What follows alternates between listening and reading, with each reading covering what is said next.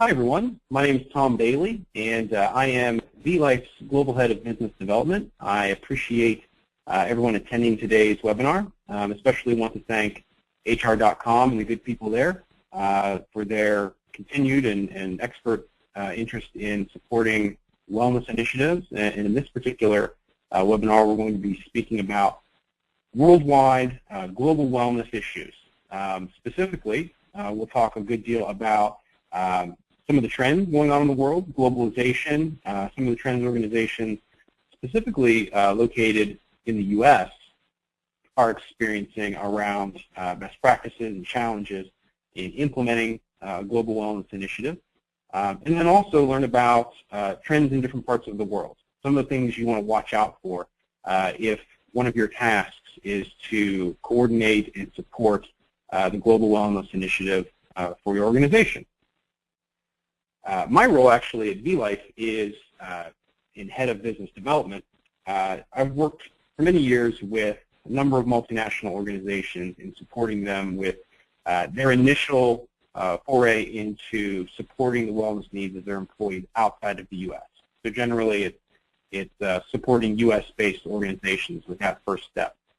It's been a really exciting experience for me because it's given me a unique perspective around some of the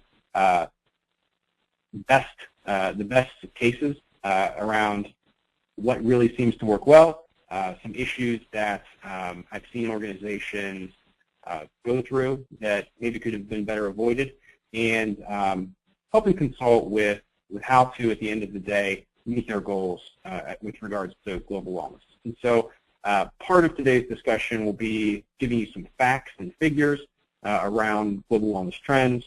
And then the second half will be more around some of those experiences that both I've had and then also vielife over our company history has found in partnering with many multinational clients. And so I've just briefly walked you through the agenda that I just spoke to. In addition to what I described, I would encourage all in attendance to ask questions as you have them.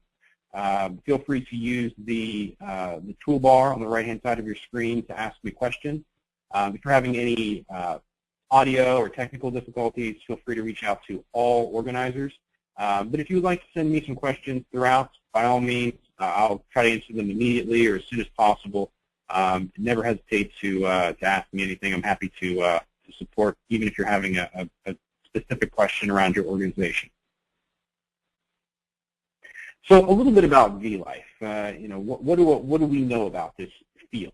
vielife is actually an organization based in London, England.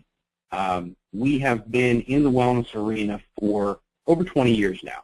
And interestingly, we are actually started as an organization based in France that spent a lot of time working with Formula One race car drivers.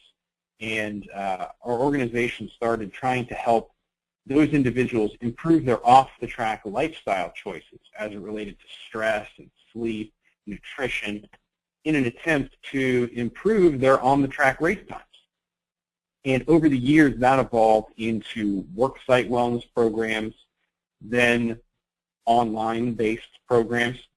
And then over the past, I'd say 7 years now, we've devoted our entire business to supporting the needs of multinational organizations.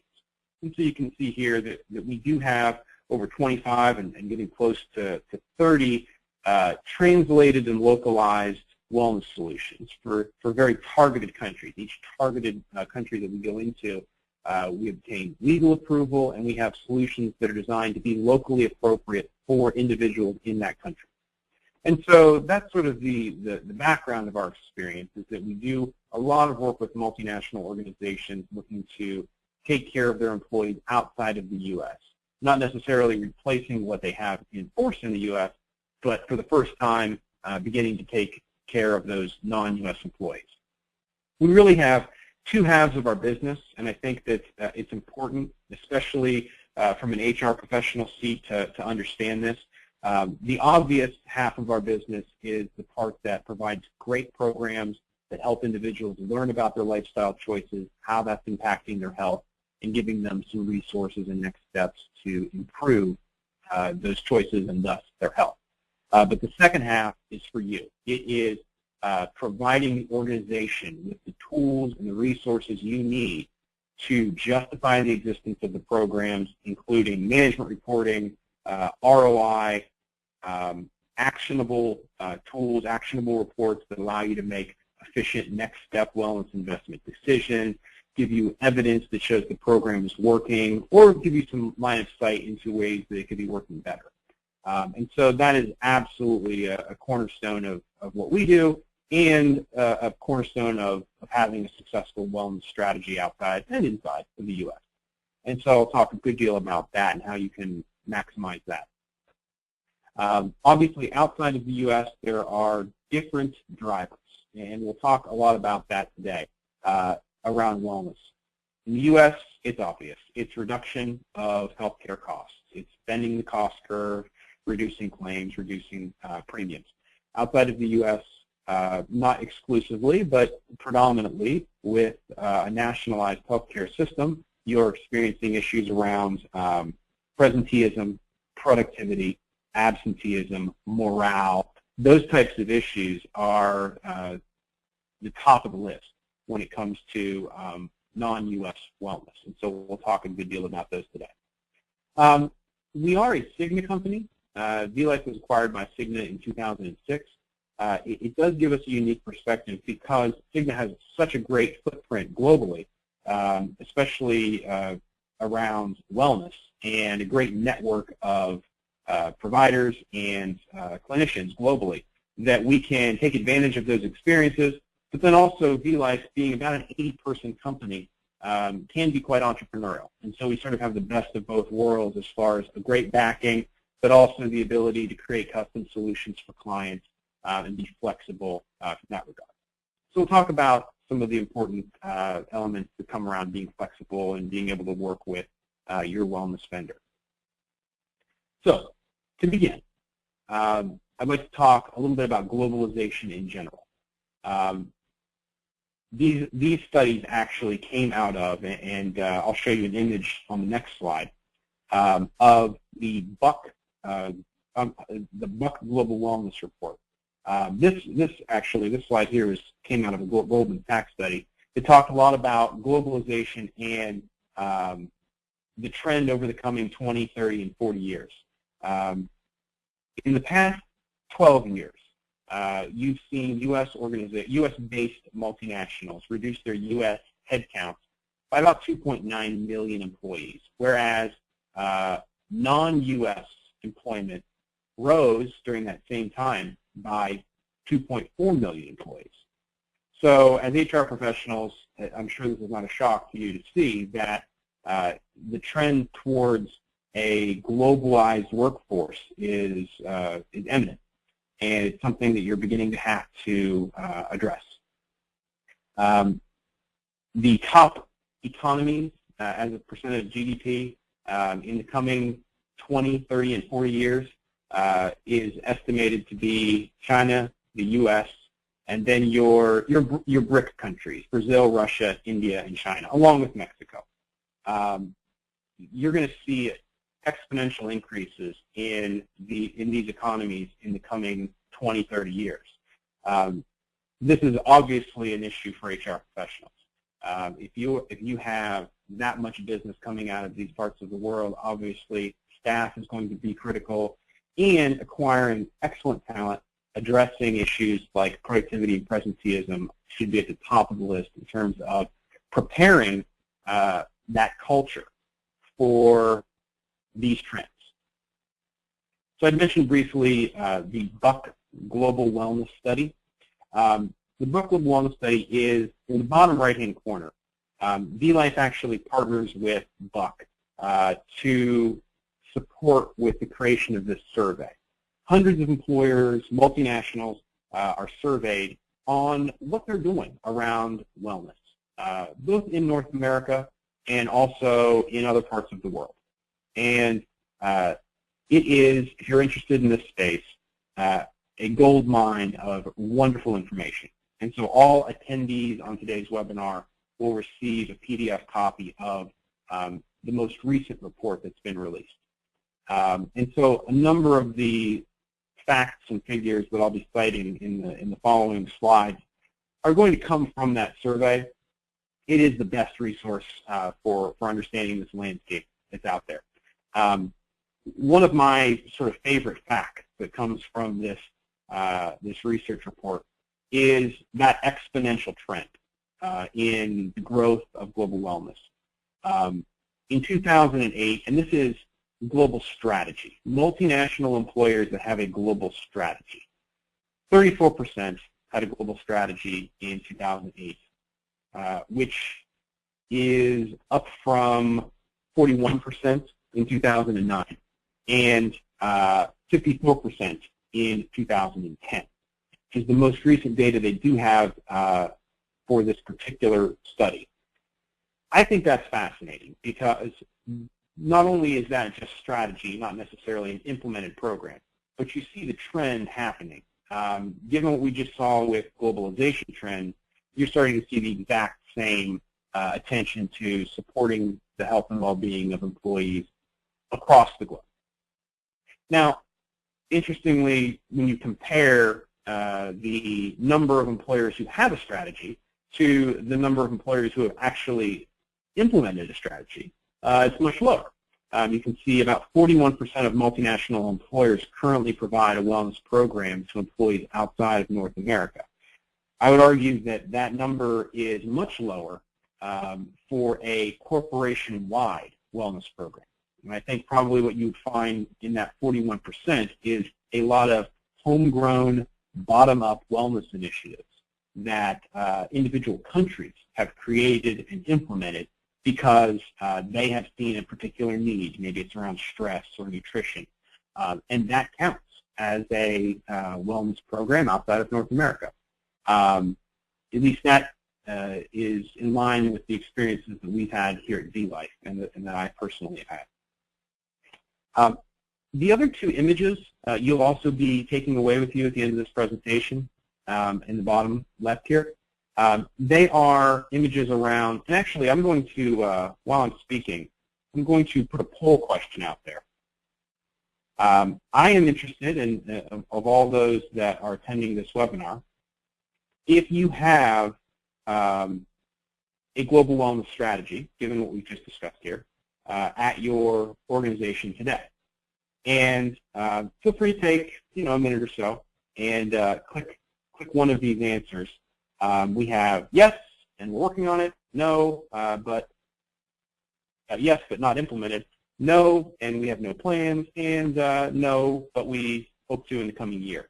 Or I just don't know. And so these bottom left two images that I've highlighted, the one in the furthest bottom left, that's sort of green, is a site that vielife has created where we actually invite employers from around the globe, and we invite them to talk about different programs or different initiatives that they've implemented as it relates to wellness. You're going to receive access to this site, and I encourage all of you to feel free to attend, feel free to learn about wellness as it relates to some of our clients and even those that are not our clients who are just experts in the space. We actually will bring on an expert. They will share real world what they've been up to in different parts of the globe, and it's a wonderful venue. It's called the vielife Global Consortium, and it's just a thought leadership group. In the middle here, you will see an example of what we call our compendium of research. In addition to, obviously, the survey work that's been done by Buck, we have a great compendium of research, as we call it, which is a group of studies, a group of research studies that shows the importance of productivity, presenteeism, dealing with depression, anxiety, stress, nutrition, all of these sorts of issues that when you're sitting across from your boss and having to say, well, here's why investing in wellness is important. Some real evidence, some real studies that have been done in a very easy, user-friendly format, one-pager type format with an abstract that you can cite and say, well, here's why smoking is an important issue to address. And so we've compiled all of that information in one easy-to-use website. And so you'll receive access to that as well.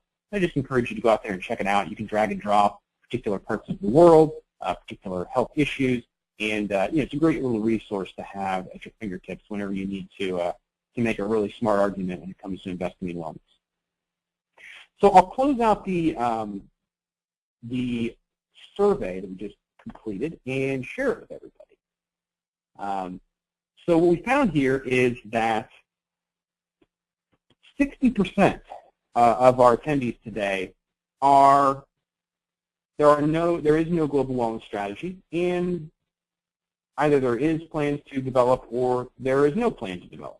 And so that is interesting and certainly fair. Part of that could be maybe that it is not a multinational. That's certainly a possibility. But the other part is that this is certainly an emerging space. And so that 54% number, we're seeing pretty close response rate on this particular survey. 30% yes, and it's underway. That's great. 10% yes, but not implemented. And that is, very, very fair. Very in keeping with what we find when we're out there trying to help out multinational organizations. So I very much appreciate the survey. We'll have a couple more surveys coming up later on. Great. So the next point that I wanted to share is around strategic objectives by region. Obviously, and I mentioned this, reducing healthcare costs in the U.S., top priority. But in other parts of the world, when you're having to make the business case to your boss, it is a different argument. You're talking about improving morale, you're talking about improving safety, presenteeism, and so some of the information here will help give you that priority listing in different parts of the world whenever you're needing to make that argument. The next slide, actually, will talk a little bit in more detail. Here we are. About the actual medical trend and what is a top concern in different parts of the world. And this is one of the most amazing findings to me, because in the U.S. we're not surprised by physical activity and exercise being a top concern. But outside of the U.S., what do we see? We see stress, work-life balance, some issues with nutrition, some issues with physical activity, of course. But stress and work-life balance are the problems outside of the U.S. And unfortunately, and this is unfortunate, you can see here a couple of stats that I've posted around Mexico and India. Some of these very preventable physical activity / exercise-based health conditions, such as diabetes, obesity, are creeping into other parts of the world, Mexico, India, and others. However, stress is, without question, when you're dealing with global wellness, the top issue of the day. And so you always sort of need to tie back your discussion and strategy to how are we addressing and impacting stress. Different organizations, especially in different parts of the world, have different issues. But what we found is that usually one of the top ones, regardless of organization, is stress. And so you need to figure out how you're incorporating that into your strategy. We're so conditioned in the U.S. to say, we're going to have a walking program. We're going to have a nutrition program. We're going to get people moving and eating better. That's not necessarily the most important priority outside of the U.S. And so it needs to be considered when you're developing that strategy. The other issue that we find outside of the U.S. is the delivery system, or the delivery device for providing that program. Here in the U.S., we, of course, have intranet system, and you go on once a year and you log in for your employee benefits. And it is something that we're accustomed to doing. Outside of the U.S., you may or may not have an intranet site. You may not have easy access to a computer every day. And so what delivery system are you making these programs available to the employees? And so you can see here some examples of Africa, Asia, Australia. Personal health records are very popular. Health assessments, of course, are very popular. Online and offline coaching, in person, is sometimes more culturally appropriate than is online. And so here you can see a few examples of the different types of technologies and also impacted by culture, the different types of programs that are common in different parts of the world. So that is a brief overview of some of your trends. If anybody has any questions, feel free to text them to me at any time. I'll continue to move forward and discuss a little bit about some of the findings that we've had over our 20 years of being in the business. So, for starters, why invest in global wellness? I went to our global consortium, I apologize, I went to our compendium of research site and pulled a few stats that I thought were fascinating to me. The first one was that burnout measures, as we talked about the importance of addressing stress, are highly correlated with depression, anxiety, and, more interestingly, poor self-rated health. And so your perceived health and how you rate yourself is oftentimes very similar to reality. And issues around depression, anxiety, and burnout are impacting the bottom line of the business. 57% of employers who participate in wellness programs say that the program is effective at improving productivity. I would say that's probably much higher than a U.S.-based employee would argue. And so when you see a number like 57% say the program is effective and that I'm more productive, think about that on a macro level and how important utilization is for providing great programs and access for that employee. In emerging economies, and this is a huge issue around global wellness, having a wellness program that is considerate of culture, local need, and supportive of the family is a huge differentiator in terms of attracting and retaining valuable employees. When you don't have perhaps even a health plan to use as a motivator for attracting a quality employee, having that culture of health and wellness, having that attention to work-life balance is something that is a real-world business benefit in terms of attracting quality employees. And if you recall back to the Globalization Trends slide, this issue is going to become more and more prevalent going forward. And now is the time to begin preparing for that so that you have the infrastructure, you have the culture to attract and retain those employees in the future. The last 2 points actually came from the National Business Group on Health and also Towers Watson. Conducted some research that found that organizations with good health and productivity programs are actually 40% more likely to have lower voluntary turnover compared with peers. Huge number. And have an average overall turnover rate which is significantly less than programs with poor health and productivity programs, 14.8 versus 21%. So there's your business argument for why investing in global wellness is important. Obviously, you're going to need ROI evidence. You're going to need to see the numbers change over time. You're going to need to see improvement in health risk. But these are just a few examples amongst the hundreds that we have on our compendium of research site that shows you how there are real-world benefits to investing in non-U.S. wellness and that reduction in premiums is not necessarily the only argument for wellness. With a lot of the organizations that we work with, we find that there's a number of different challenges that they face. There are obviously internal and external challenges. Some of the internal challenges include differing management and communication styles across geographies. This is a big issue because generally speaking you'll have a team in the U.S., your HR team in the U.S. who sort of oversees the strategy, and then you'll need country-by-country buy-in. You'll need champions. You'll need individuals on the ground to help support you with implementing the program. And so do you have the infrastructure in place? Do you have the communication across your HR team to support that? Oftentimes there's a lack of baseline data on key health indicators to even justify the creation of the program, which is actually a great argument for the program. If you don't have this data and you need to get it, starting something like a health risk assessment would be a great way of finding that out. But if you don't know what problem you have, it's hard to argue to invest in that problem. And so that's oftentimes an internal issue that we face. And a lack of global oversight in healthcare.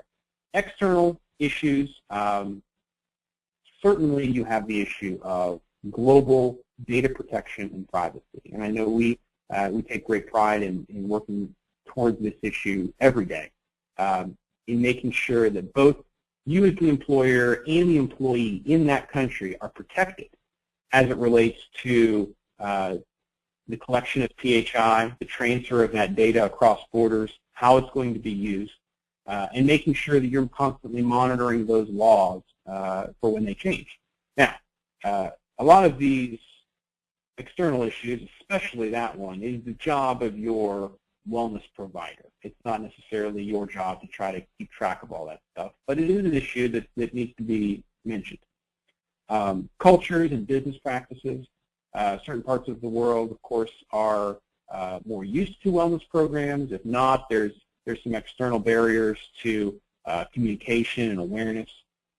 And then obviously the global economy. And the chart here you can see, which actually comes from the Buck survey, is a grid of examples for the reasons for not having a global wellness strategy. Now, I would like to ask an additional poll question. What types of challenges do you have, or if not, expect to have when it comes to implementing a global wellness strategy? The first one is hard to calculate ROI. Absolutely an issue around global wellness. Definitely requires you to spend a great deal of time on that.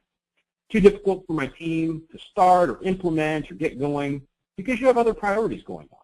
Makes sense. Non-U.S. wellness is not economically imperative. That's your premium reduction argument. That we can see real-world improvements in costs around reduction in claims, but outside of the U.S., not so much. And the fourth one is obvious. It's the budget. It's we just don't have it right now to invest. We have other things we're working on. All right. I will wait just a second or two more and then close the poll and share the answers with you. Great. Thanks, everyone. So the results are 25% feel as though it's hard to calculate the ROI. Absolutely agree. And I'll talk a little bit more about some best practices and opportunities for being able to do that well in the next slide. 17%, too difficult to start. HR teams are historically overworked. You've got way too much stuff on your plate. Try to do this by next year and try to do it with half as many people as you had last year. That's usually the tone, it seems. Tons of stuff going on. And so it's difficult to try to find the time in your day to start an entirely new initiative. And so that's absolutely a concern, of course. 8% of those on the line say that non-U.S. wellness is not economically imperative, which I think we can address alongside the ROI argument. And 42%, the biggest argument that I hear, of course, is that the budget isn't there. And that is why I tried to give you some talking points around why it should be, why it is a business benefit to invest in wellness outside of the U.S. in order to start the discussion for next year and the year after. For trying to find the budget, because there is an ROI there. You just have to make the argument that investing in this particular part of the business is going to find it. Great. I will go on to the next slide. So one of the issues that organizations that I partner with I find great success in is starting off with making sure they've defined their goals. Most of the organizations that are implementing a non-U.S. wellness strategy have a nice existing strategy in the U.S. And so really one of those main goals is to create that global extension of what you've done in the U.S. for all of your employees beyond. That is actually an important item to line out because you're trying to convey that culture. And you're trying to say to your employees outside of the U.S., we care about you just as much as we care about the employees in the U.S. No, we don't have the obvious incentive of premium reduction, but we care about your health and well-being. and your productivity and your importance to this organization just as much as we care about the employees in the U.S. And as we start to see globalization trends, that issue alone is oftentimes argument enough for investing in the health and well-being of those employees. Because culture and the connection between employees in different parts of the world is so close nowadays that if you have played favorites in the past, it could come back to bite you in years to come. And so creating that global platform that is equal is a goal of a lot of clients that we work with. One of the top issues, because you don't have claims data or a lot of information coming out of different countries because you don't have health plans in some cases, is to, for the first time, understand what health risks are present in that country. And although that's often a barrier to entry because, well, we don't know what's going on, why would we invest in wellness when we don't know there's a problem? Well, oftentimes organizations that we'll work with will find after the first year, wow, I did not realize that this particular group of employees was experiencing a lot of back claims, back issues. Or this particular group was very stressed, or was having a lot of issue with work-life balance, or was having a lot of concerns over nutrition. It's that map. That is a #1 goal in investing in global wellness, is to give you that map and that understanding of different parts of the world, what health risks are impacting them for the first time, so that you can now make some efficient next step wellness investment. With that data, with that information, you can now go out and say, great, we're going to invest in smoking cessation in this country because it's an issue. We're going to look into back health for this particular group of employees because for the first time ever, we know it's an issue. And you do that on a macro scale. You do that across every country you roll a wellness program into, and you're going to have real-world results. And that is a goal that every successful organization that we've worked with has definitely had at the top of their list. Localization, huge issue, huge goal for employers. And that is to not take something in the U.S., maybe translate it, and try to dump it in another country and hope that it will resonate. I'll tell you right now, it won't. What we found to be a fact is that just as, you know, myself, I live in Pittsburgh, Pennsylvania. If I received a questionnaire in simplified Chinese, I would not be engaged. Now, why would we expect somebody in another part of the world to be engaged by a program or a questionnaire that was designed for somebody in the United States? They wouldn't. And so the issue of localization is critical. We do a lot of work in this area, specifically around making sure that we're adhering to local culture, local norms, diet, exercise, local clinical measures, local preventive measures. And I encourage, from start to bottom, every element of the program needs to be somewhat localized for the territory at hand.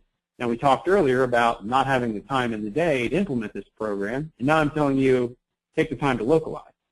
That is absolutely something that you should require from your wellness vendor, is to help you with that process, because no, you don't. That's not what you're looking for someone's support in order to help you with that. And it is a critical part of the strategy. If you don't hit the localization piece, you're not going to see the utilization numbers that you need to justify the program.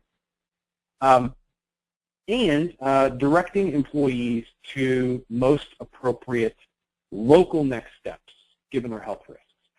That is a critical part of the puzzle, because we talked earlier about that bottom-up approach, where a lot of organizations, in-country groups, have created wellness programs out of need.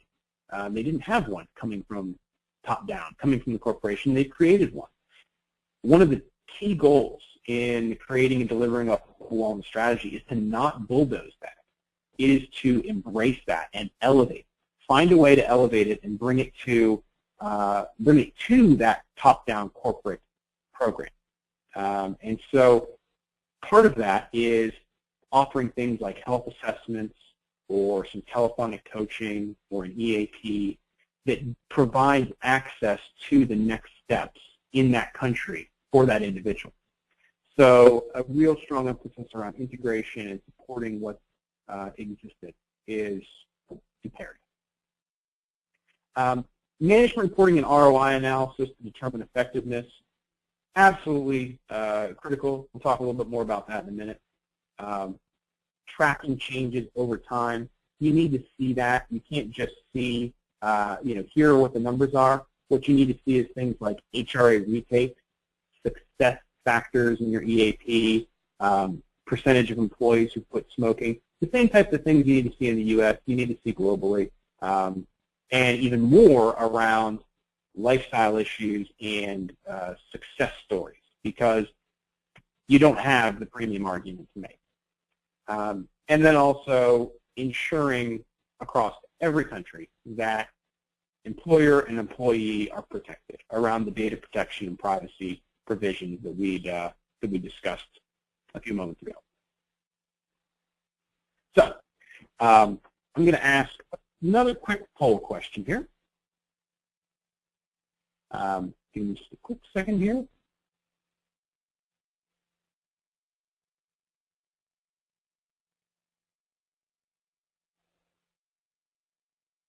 What is the top mistake that made by organizations going global with wellness? Now, this is, in the very nature of the question, an opinion. I happen to have a preference, but I would ask for your opinion. Trying to do too much too fast, too many vendors offering too many different services, and trying to get them all to communicate with each other, bulldozing that existing in-country wellness structure, or, well, I'm sorry, there's five, ignoring engagement, communication of access, and the way that the data will be managed. That point there, ignoring engagement and communication, just to better explain that, is access. How is my information being used? Why are you collecting this? And lastly, an underfunded program, a program that's available but probably isn't meeting the local need. And so I'll wait just a few more seconds here, and then I will close and share the poll results. The next slide, we're going to take a look at those goals that we outlined and talk about our findings around the opportunities and best practices on how to meet and exceed those goals. So I've just closed the poll, and you can now see, I'm happy to see that my favorite issue, ignoring engagement, ignoring communication, not letting individuals be aware as to what the program is, where it's available, how to access it, was the top selected one. However, all five of these are critical issues. But the one that I would have chose would have been the ignoring engagement and communication, because it is a big deal. It is actually one of the opportunities and best practices that I'll discuss. That particular issue is, in the U.S., we are used to our employer asking us to complete a health risk assessment, to pre-authorize to get something covered, to help us out with our health insurance, pay half or more of the bill every month. So we're accustomed to it. In other parts of the world, we're not. So when your employer comes to you and says, for example, how has your health impacted your job performance lately? Well, that's a very interesting question. Why are you asking me that, and how are you going to use that information? We talked a lot about intranet and online access. Online access is excellent in most of the world, but do your employees get online every day? Or do they go home and get online? Do they have access to a computer at work? Where are you housing this program? Is it on an intranet site, or is it hosted via an external site? Is it offline? Is it paper? Is it in person? So understanding your population and where they're going to access, and giving them clear and concise awareness on how the information is going to be used, why we're asking it, why this is an employee benefit to you, is a critical step in a global wellness program. If you don't get that right, you won't get utilization up. And I've seen it across a number of different, very well-respected clients. Those that have invested in engagement and communication and awareness as to why and how to access and why and how the information is being used have much higher levels of utilization than those that just make it available. Maybe it's sitting on a website, maybe you provided a link in an email, great. But if you don't make it a part of that culture, a part of that employee's life, you're not going to see the utilization numbers that are required. Back to the top of the opportunities and best practice slide here. Developing key performance indicators is really important whenever you have to go in and justify the program to your boss next year. And so your wellness vendor provider should be helping you with collecting and analyzing things like absenteeism, productivity, customer service scores, disability claims, for example. These are just examples. But what you need is a key performance indicator by which you're going to measure success. And it could be improvement in a health risk assessment score on a macro level. It could be a number of different things. I've worked with organizations who have said heart health is a big deal to us. We want to incorporate some biometric screening, and we're going to make our key performance indicator improvements in blood pressure scores or cholesterol readings. Wonderful.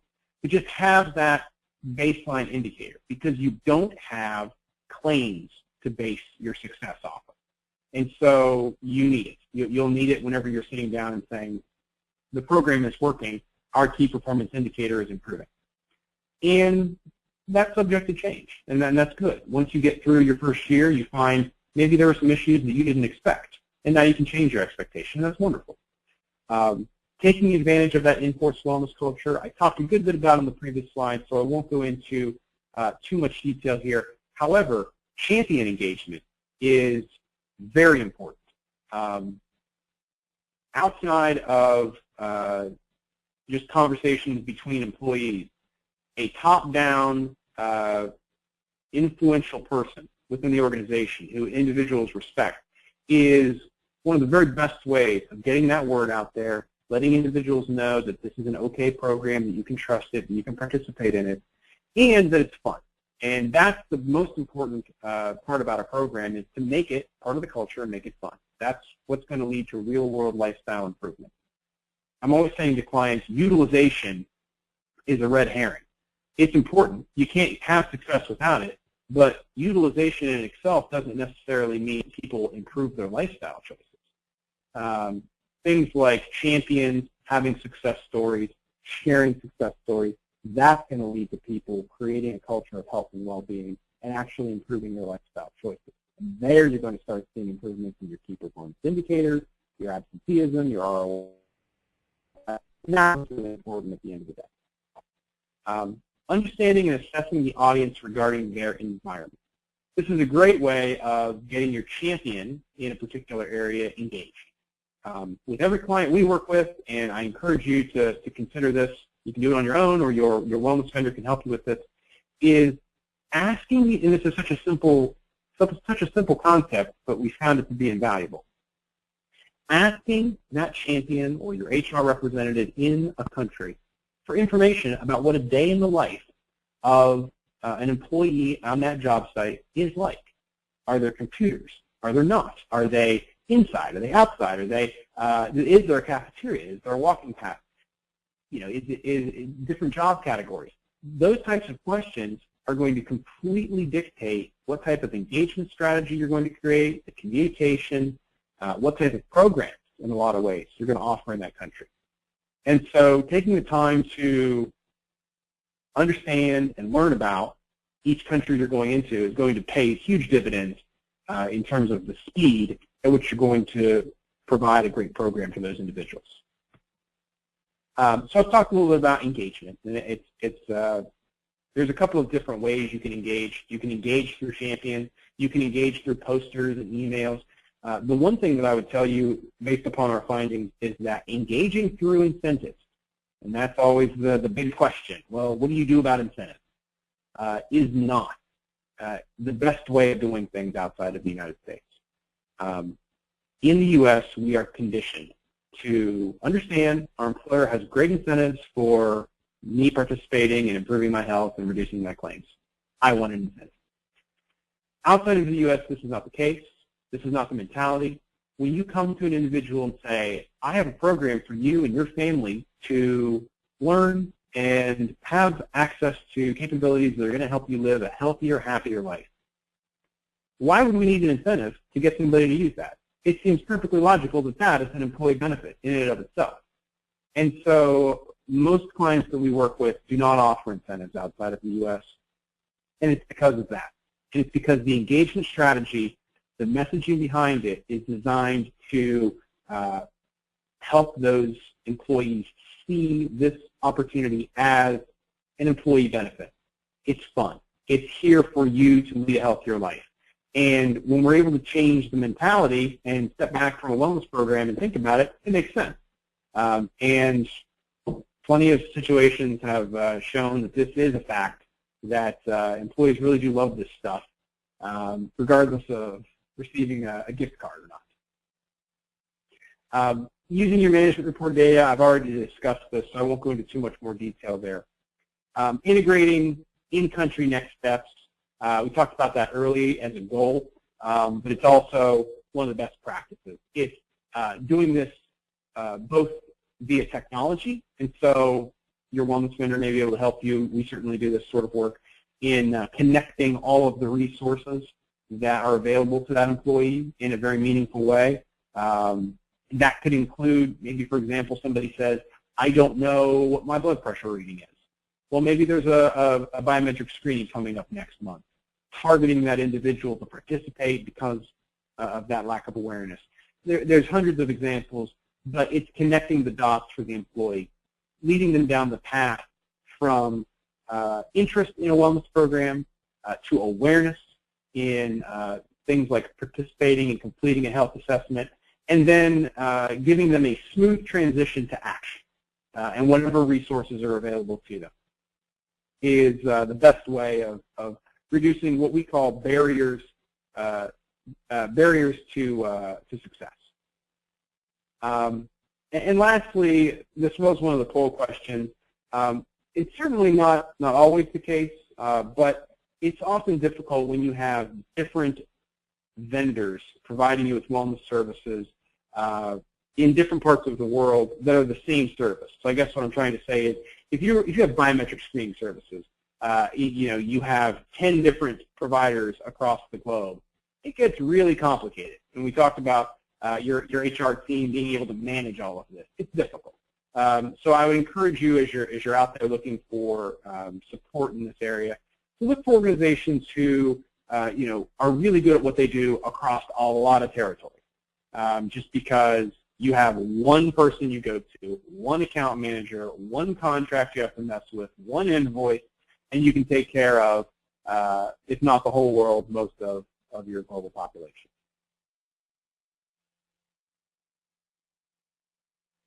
This particular slide just shows you a little example of that management reporting. This is what you want to get at the end of the day. You want to get a good snapshot and a good understanding of country by country what's going on. You want to be able to give that in-country local HR representative a report on their territory and say, here you go. This is what's going on in your part of the world. You may not have ever known this before, but here it is. Now let's figure out how we can improve it. And that's how data and management reporting should work. And you should, over time, be able to track progress, find that ROI, learn about efficient next step wellness investment, and have a successful global program by getting as local as possible.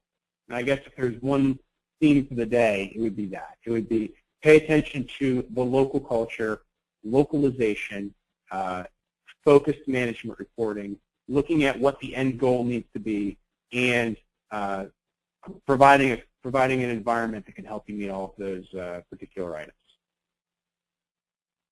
So I want to thank everyone very much for the opportunity today to speak. I encourage any and all of you to reach out to me at any time. Again, Tom Bailey with vielife, and my email at the bottom left of the presentation, t.bailey, B-A-Y-L-E-Y, at vielife.com. That's V-I-E-L-I-F-E. Feel free to reach out to me at any time with questions, comments, follow-up. I'd love to hear from any and all of you. And furthering that, I would like very much to thank HR.com again, and encourage you to complete the survey following this presentation. It would be really great, and they love having feedback and access to what's going on in your thoughts on the presentation. So thanks, everyone. I hope you have a wonderful day, and I'll see you around.